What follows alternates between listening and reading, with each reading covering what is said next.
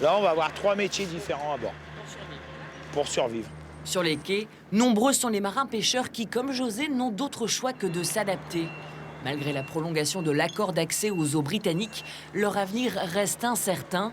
En cause, la protection des aires marines, bientôt en pourparlers, au Congrès des Nations Unies des Océans. On a peur que les aires marines protégées soient complètement interdites à la pêche et qu'on mette des éoliennes.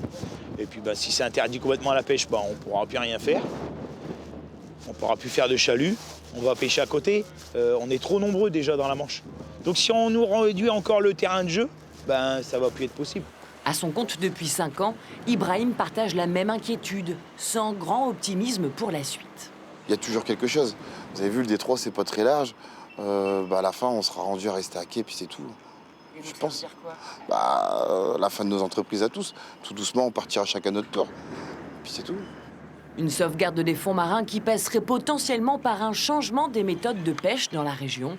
Une option qui ne serait pas applicable dans les faits, selon les professionnels du secteur.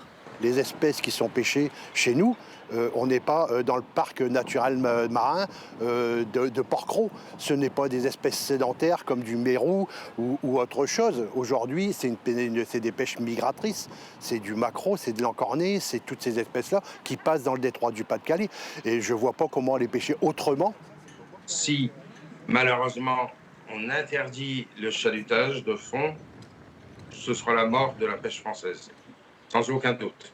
Et là, je peux vous dire qu'on va privilégier tout ce qui est importation extra-communautaire.